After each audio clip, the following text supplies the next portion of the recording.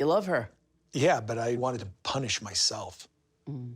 I thought of myself leaving Robyn and having another lover and looking at this lover and going, I don't love you. So you see him imploding? He tries to. Yeah. He tries to. But is he sabotaging your relationship? He tries to. I might have been sabotaging myself a little bit before that, just out of the frustration and anger. But were you sabotaging your relationship with Robyn? Yeah, I was. I was, definitely. So what he's doing is he's self-sabotaging. He's angry.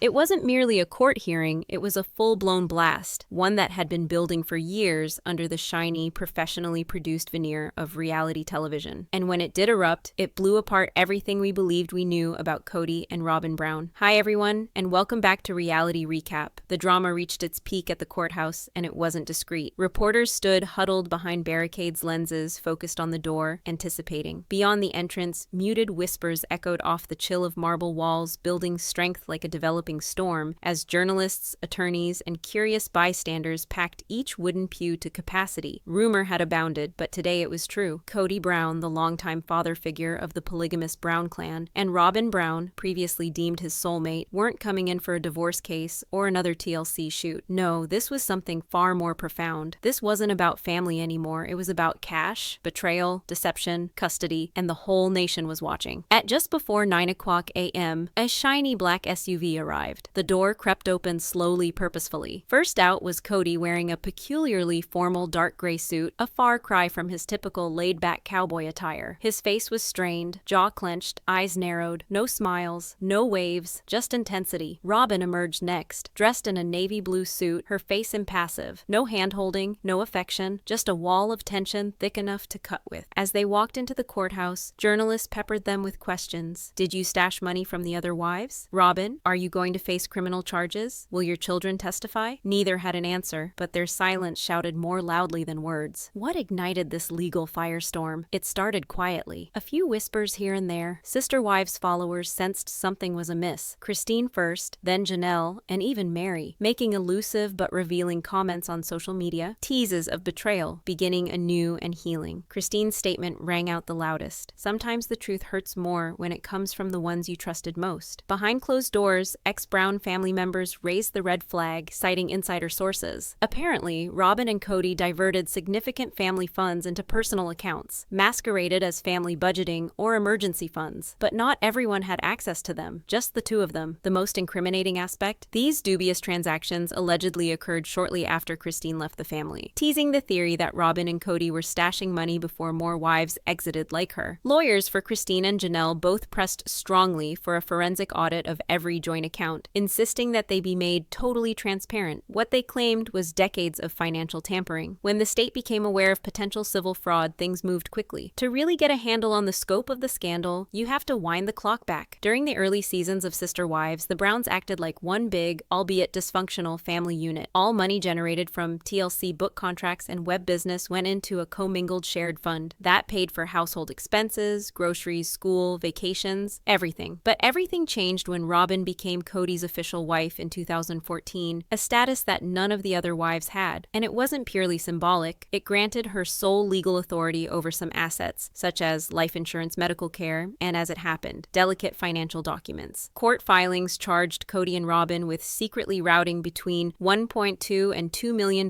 between 2016 and 2022 into private trusts, LLCs, and personal bank accounts. Funds intended for the whole family were supposedly diverted to buy property, luxury goods, and private school fees, namely for Robyn's children. Before Christine and Janelle acted, the harm was done. The money, gone or utterly out of their reach. Although the court was tiny, each seat was occupied. There was a reserved row for the press. Kody and Robyn sat at the front with their legal team, icy and distant, prepared for battle. Their lawyer asserted the whole debacle was merely a smear campaign conducted by resentful former partners seeking revenge through the law. But the mood in the room could not be altered. Not after the prosecution revealed their first significant piece of evidence, a financial record documenting a $200,000 wire transfer from the Brown family account to an account titled Robyn Home Purchase. Gasps reverberated throughout the courtroom, and that was just the start. More records came, sound files, affidavit statements, and a paper trail tracing a grisly timeline. Robyn is said to have used mutual credit cards to accumulate charges on Christine and Janelle's accounts. She even signed documents that the two women affixed their signatures to, swearing they'd never seen. The judge listened carefully, occasionally raising an eyebrow in skepticism. At one point, he leaned forward and said plainly, "If even half of this is true, we're not talking about miscommunication. This could very well be civil fraud." The Brown family once again found itself broken. Perhaps the most poignant moment of the entire hearing occurred when a brief video clip was shown, clip from one of the last Sister Wives episodes never shown. In it, Kody speaks these words, "I didn't think I needed their permission to protect what matters. Robyn and I are doing what's best for this family." Then the camera cuts to Janelle, shaking her head softly and muttering, "He stopped caring about this family the moment it stopped being about Robyn." That gut-wrenching video was presented as proof of intent to alienate, control, and exclude the other wives from shared resources. Before the day's session was even over, social media had gone wild. Kody Brown needs to be in jail. Robyn's finally exposed. Christine was the strong one. We should have listened. The hashtag Kody exposed, hashtag Robyn court scandal, and hashtag sister wives. Fraud hashtags started trending on X, formerly Twitter, and TikTok. YouTubers, bloggers, even other reality TV graduates joined in breaking down every aspect of the court case. Speculation ran rampant. Would Robyn go to prison? Would Kody have to pay back millions? Would this put an end to their TLC empire? What made things worse was fans starting to wonder about TLC's involvement. Would filming be halted? Would the network shut it down completely? After all, this court case was beginning to put some serious holes in the show's credibility. When the judge formally adjourned and set a date for the next hearing, one thing was abundantly clear. This wasn't just scandal, this was a reckoning. For years, Kody Brown constructed an empire on the facade of a crazy but spiritually devoted and loving polygamous family. He peddled that to the world and perhaps even managed to convince himself that what they shared was unusual, perhaps even sacred. That image was now shattered. Robyn wasn't the favorite wife anymore. She was the center of what could be the most jaw-dropping legal spectacle in reality television history. And in that courtroom, this was only the start. There is a paper trail behind every empire, and Robyn Brown's was about to be exposed. Line by line, dollar by dollar. And to the whole world. When the courtroom atmosphere thickened, everybody waited expectantly for one individual, Robyn Brown. The same Robyn who came on board the Brown family in 2010 as the reserved, quiet, and emotionally closed-off fourth wife. The woman Kody once said he felt the deepest spiritual connection with. But today, she wasn't lounging on TV among children and throw pillows.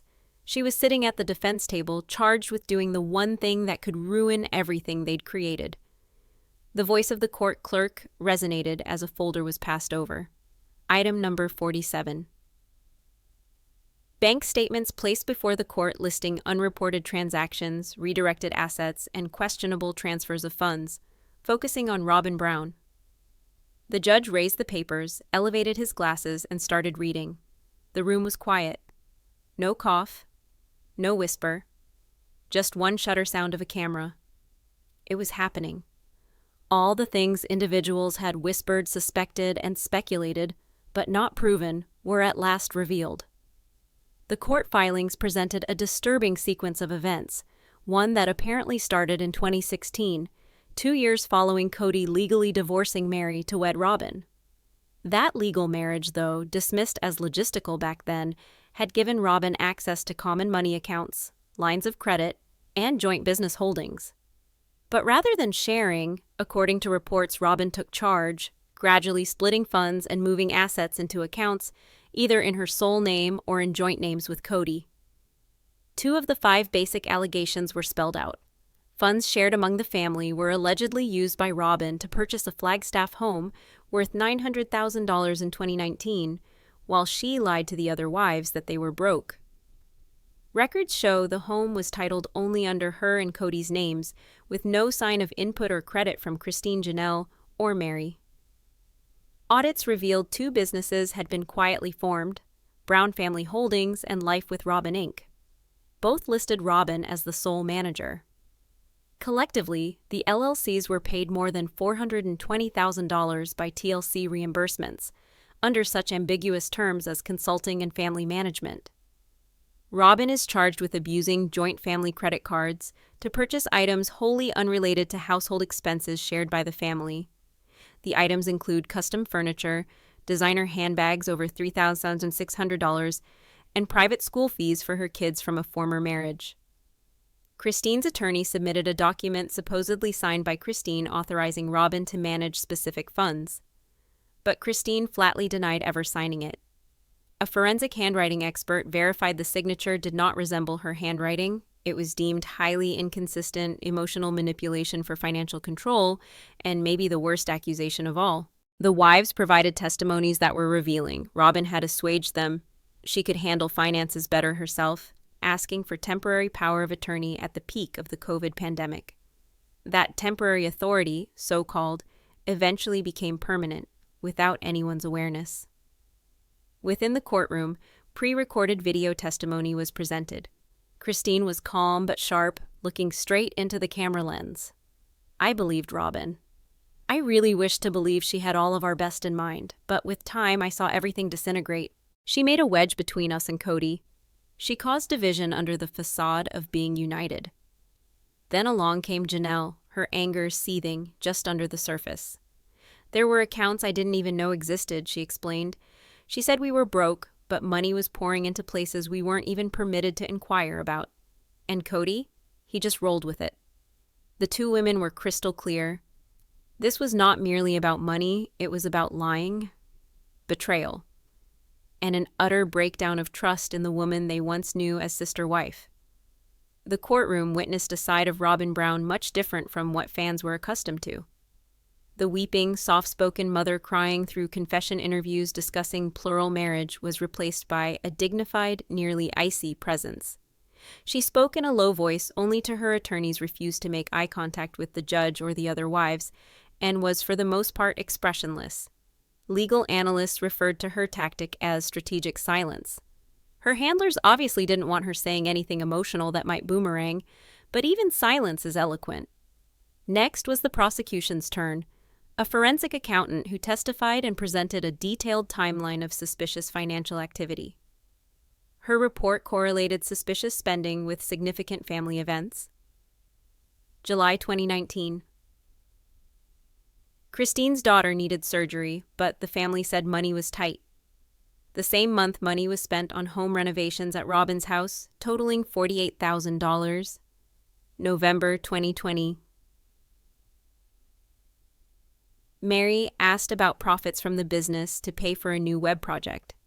She was informed the account was shut down, but only weeks before $75,000 had been deposited from that same account into Life with Robyn Inc. Early 2021, Kody reportedly pushed to sell Janelle's RV for family money, while he and Robyn spent $60,000 fixing up their Flagstaff backyard, including a hot tub and outdoor fireplace. The accountant's conclusion: this wasn't a budgetary failure. It was an intentional and organized reallocation of money, serving one couple at the expense of all others. But the hardest part of the day to hear came from the mouths of the adult children. Some provided written statements to the court. One of them read, "We never thought the split was so deep. We thought the money belonged to all. I worked 2 jobs because I believed the family couldn't afford to contribute to college. Turns out it was just us who couldn't." Another, apparently from one of Robyn's older children, admitted, "I was told not to question things. I was told everything was being taken care of. But now, I feel like I never really knew the whole truth." What was revealed was worse still. The betrayal had not only hurt the wives. It had reached the children, many of whom thought they were all in this together, to find that some were sheltered in comfort while others suffered quietly. As these news broke on TikTok, Twitter, X, and YouTube, the public opinion turned hard. Comments came flooding in. Robyn Brown constructed herself a throne while making out she was merely surviving. She cried on TV while collecting everyone else's money behind the scenes. If Kody let her take over like that, maybe it's exactly what he wanted. Reddit exploded. A post titled "Robyn Brown, the Mastermind" surged to 40K upvotes in under 24 hours. Fans combed through old episodes hunting for signs, screenshots, clips. Even Robyn's background facial expressions were suddenly being analyzed like courtroom evidence. Although criminal charges had yet to be brought, lawyers indicated that financial repayment could still be ordered. Robyn and Kody could be forced to pay back hundreds of thousands in the misused money. They could even be asked to sell the home. The lawyers for Christine and Janelle also asked for an injunction to freeze future transfers, i.e. Robyn's access to any family assets could soon be put on hold by the court. One attorney put it succinctly: if it walks like financial coercion and quacks like financial coercion, then it very well might be fraud. As court adjourned for the day, Robyn left with her head down, obscured by huge sunglasses. Kody trailed behind, his expression unreadable, though clearly shaken. Neither answered questions from reporters, neither looked back. But the public wasn't done yet. And the courtroom? It was only beginning. He had always stood at the epicenter of the turmoil. But on this day, Kody Brown wasn't merely losing his grip. He was falling apart in full view of the court. And as the smoke cleared following the bombshell of Robyn's supposed financial shenanigans, all eyes moved to the man in the middle. Kody Brown. Kody Brown's name was no longer merely a scribbled signature on TLC contracts. It had become caught in a web of accusations, broken relationships, and impending legal repercussions. For more than a decade, he portrayed himself as the patriarch of an eccentric but loving plural family. But now that was quickly disintegrating. The judge restored order to the room with a crisp crack of the gavel. "Mr. Brown," he said sternly, "you may now respond to the charges." Kody stood tugging nervously at his tie. His demeanor was tense, agitated, his anger simmering beneath the surface.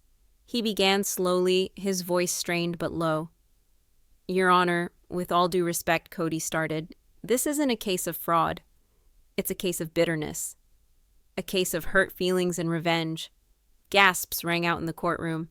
The judge raised an eyebrow, reprimanding them to behave properly. But that was too late. The floodgates had opened.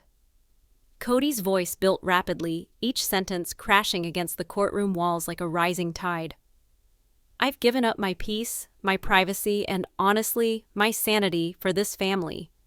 I built a life with 4 women and kids under the public eye of scrutiny.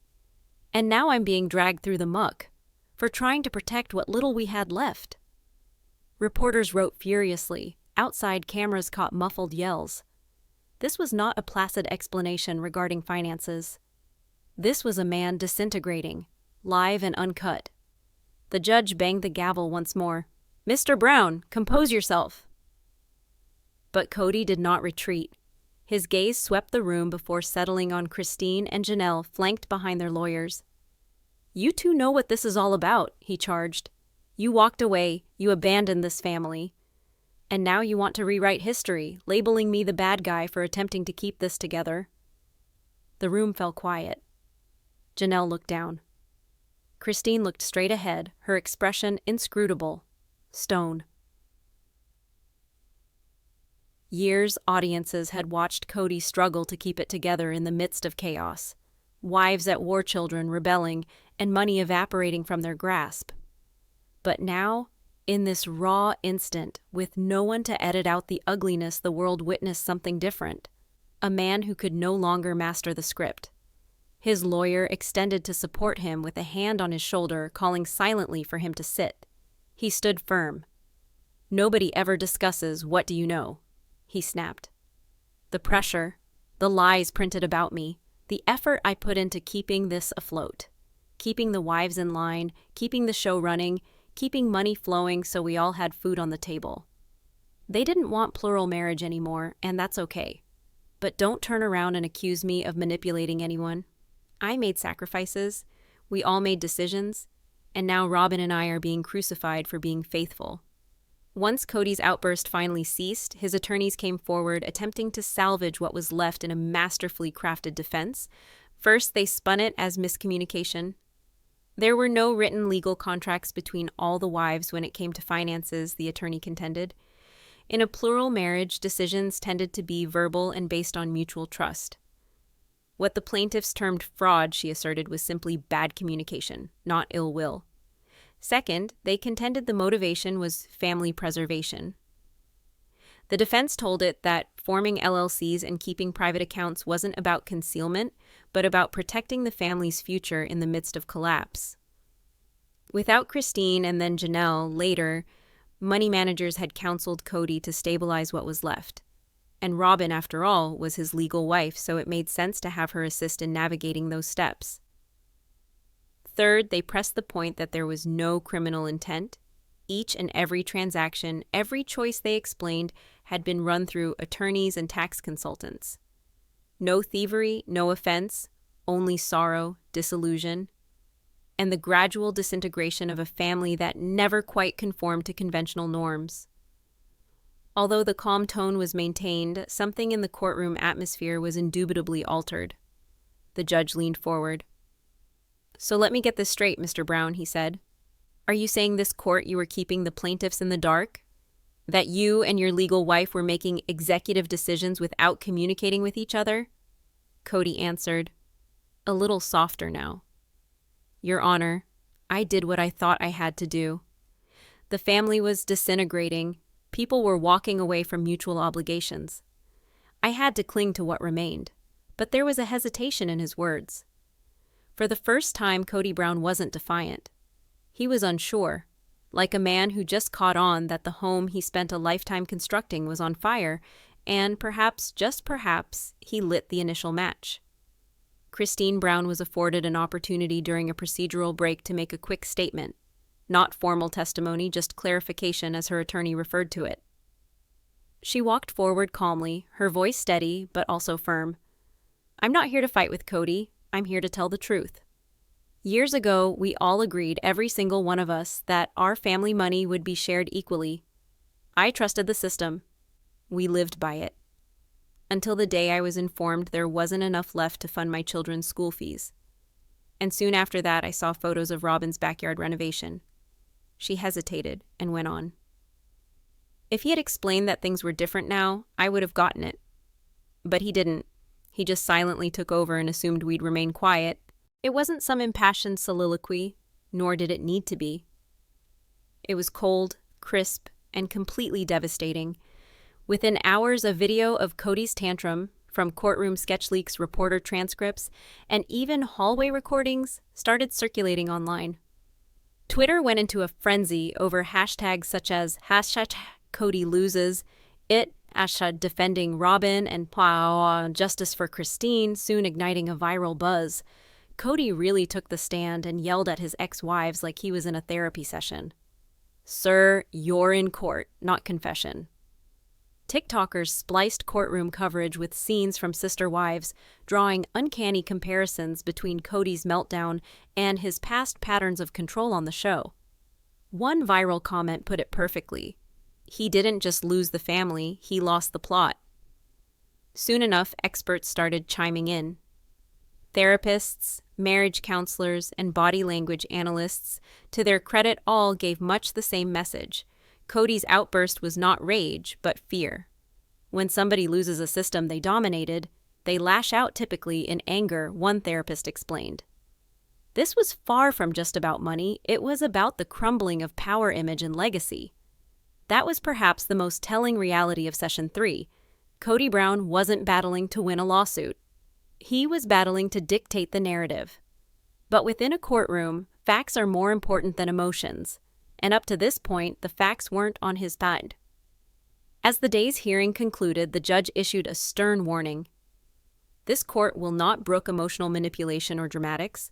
We're not here to determine who was in the right of a failed marriage, but to establish who violated pledges. Kody sat mute and pale. Robyn did not reach out to take his hand. The gallery continued to empty. Journalists rushed to get their stories in, and the world waited for the next shockwave. Because if this was Kody's vision of a defense, the prosecution hadn't even stepped onto the court. "Anything you're hiding will come up in court," Kody Brown once said off camera in season 17. Nobody thought it would go down like this. By the third day of hearings, the courtroom was electric with tension. TV trucks crowded the street outside. Within, the air was charged with anticipation as Robyn Brown, the one-time unshakable favorite, was subpoenaed to the stand to testify under oath. The judge, serene but vigilant, nodded toward the clerk. "Mrs. Robyn Brown, please be seated." Robyn smoothed her blouse and went slowly to the witness chair. There were no cameras in the courtroom, but reporters wrote madly in their notebooks. For years, Robyn was the faithful wife or the woman blamed for splitting up the family. Today, she had to decide, stick up for Kody or stand up for herself. She sat down, looked up at the lights, and took a deep breath.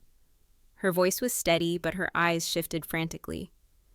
The court-appointed lawyer started off with easy questions. "Mrs. Brown, did you know Mr. Brown's business dealings with his other wives?" "Yeah," she answered. "But only what he said." "I wasn't a part of it directly. Did Mr. Brown instruct you to open joint accounts in your name only?" Robyn hesitated. "Yes, but he said it was for protecting the money, not to conceal it." A hushed whisper circulated in the courtroom. For months, gossip and leaked papers indicated Kody and Robyn redirected family trust funds into exclusive accounts to fund their lifestyle. The attorney continued, "Did you know property deeds being placed only in your name?" Robyn's eyelids fluttered. "I signed whatever Kody instructed me to sign." Christine's attorneys then laid out bank statements and property deeds, paperwork evidencing that almost $600,000 in property were transferred into Robyn's name over a span of 3 years. Worse, the money was drawn from joint family accounts, intended to be split equally among all 4 wives, Janelle, Christine, and Meri included. Janelle's attorney spoke to the court, voice cutting with controlled anger. "This has nothing to do with the money, it has to do with betrayal. Knowingly or unknowingly, Robyn Brown signed documents that took the other wives out of what was rightfully theirs." Robyn's defense was beginning to unravel. Her attorney protested, but the judge clamped down. "Did Kody coerce you into signing those documents?" her attorney coaxed. Robyn's voice broke. "He said it was for our future, that the others would be okay." Behind her, Kody's icy glare pierced her, his jaw clenched in anger. Then came the turning point, Kody Brown's own cross-examination. Now the testimony was built against him. He entered the stand with artificial assurance, dressed in a well-tailored suit and with a stricken smile. But as Christine's attorney started, that facade began to disintegrate in short order. "Did you have Robyn draw up a will in 2022, one that cut off your other children?" Kody blinked. "That was merely for simplification and legal framework." "But you did leave them out?" "Yes, at the advice of our attorney." There were gasps in the courtroom. "Did you put family property into Robyn's name to protect it from divorce court?" "I didn't figure it would come to that," Kody replied. "I just figured they were irritated." His responses became increasingly combative and defensive with each tick of the clock. The courtroom saw the man, once authoritative in demeanor, crumble under the pressure of legal inspection. He kept saying it was all a misunderstanding, that he never intended to hurt anyone. But evidence was telling a different tale. Signed documents, emails, texts, and official agreements told a much better story. The judge addressed Kody directly. "Mr. Brown, do you know what happens to jointly owned family property when you do not have the proper consent to transfer it?" Kody replied, "I realize now, but I really did think I was making the right decision for the family I left behind." It was a harsh moment. To witness a man once ruling over a household empire, now alone, brought down by his own destruction. After the testimonies, Robyn requested to speak to the court in person. It wasn't required, but the judge granted her permission. She stood shaking. I never wanted any of this. I only wanted peace. Kody told us we needed to defend ourselves. I had no idea how much damage was done until now. She glanced at Christine and Janelle briefly. I'm sorry. Truly. If I could go back and do it all differently, I would. Others murmured it was all an act. Crocodile tears. Others felt it was the first chink in her denial wall. Janelle wouldn't even glance at her. Christine merely nodded, tears streaming down her cheeks. After years of quiet agony and public scrutiny, the truth came finally to light, right in the midst of the courtroom. By day's close, the judge had a stern warning. If assets were found to be concealed or fraudulently transferred, the court would not shy from ordering restitution freezing accounts or conducting a full-fledged investigation. The courtroom lapsed into hushed silence. Court was to reconvene in 2 days for closing arguments and final judgments. Outside, reporters and fans waited with bated breath. Online, anarchy broke out. In minutes, hashtags #Robyn Knew and #Kody Court Showdown were trending. But as the court recessed and Robyn dabbed away tears, one thing was certain. This wasn't simply another courtroom showdown. This was the implosion of a family dynasty. And what followed would be akin to Judgment Day. Karma never forgets an address. That's what Christine's fan wrote on a viral TikTok dissecting the ruling of the court against Kody and Robyn Brown. And somehow, that one quote captured the chaos that ensued. After the court documents were made public, the internet went haywire. Memes and photoshopped images of Robyn's hidden trust and suspiciously bloated legal fees went viral. Fan boards, Reddit posts, and YouTube channels all entered the fray. The Sister Wives fan base was no longer viewing in silence. They had become tireless watchdogs, fueled by years of witnessing favoritism, manipulation, and now legal turmoil. The firestorm started on TikTok and the app formerly known as Twitter. Within hours of transcripts leaking, hashtags such as #Justice, for Janelle and #Robyn Lies, and #Kody Brown exposed trended across the country. Old clips from previous episodes, such as the infamous "I don't feel love from you" moment, were now surfacing and being reinterpreted in a whole new context. Fans were piecing it all together, revealing red flags that they once dismissed. One influencer gained more than 3 million views overnight by revealing what seemed like a money pipeline straight from the family trust, straight into Robyn's Arizona residence. She wasn't playing checkers, said the show's creator. She was playing chess, and now it appears she was gaming the court too. Mainstream media couldn't turn away. People Magazine, Entertainment Tonight, and even CNN were reporting on the court drama. Kody and Robyn were no longer just reality stars. Now they were national tabloid staples again. What stung them the most? The judge's unmitigated censure of Kody's egregious mismanagement of family finances. As the judge wrote, Kody did not adequately account for how assets were split. Worse still, he tried to exclude Meri and Janelle from joint accounts following their separations. And as for Robyn, her bid in court to appear as the victim failed to win hearts, neither from the public nor from the judge. One of the judge's most scathing quotes went viral. "This court does not recognize emotional distress as an excuse to avoid financial accountability." That was a direct response to Robyn's claim that she was too emotionally overwhelmed to file the required disclosures.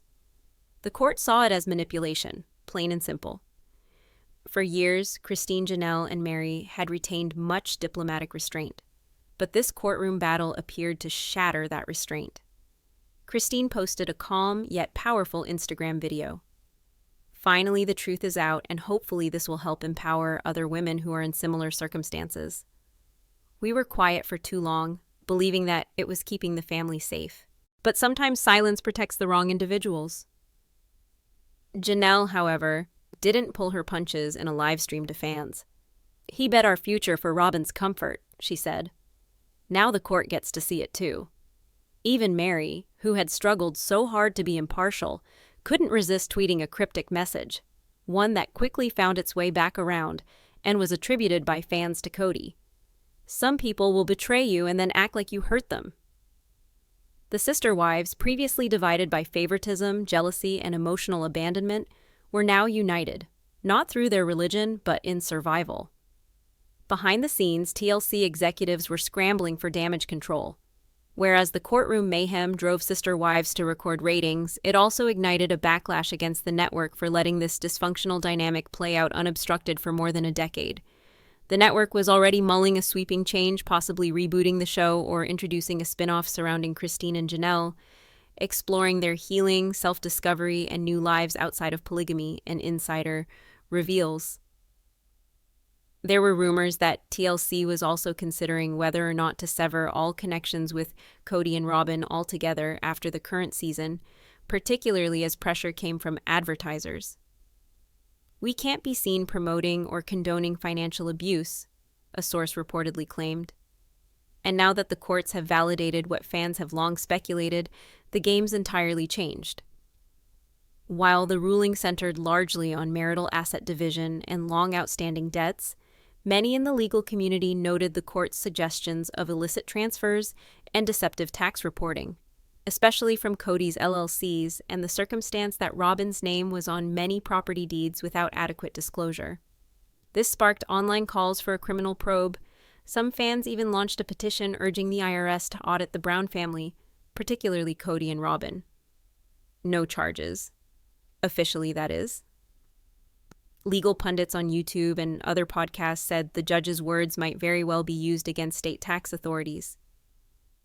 If more proof of dishonesty or intent to scam is uncovered, felony financial fraud charges could very much be in the mix.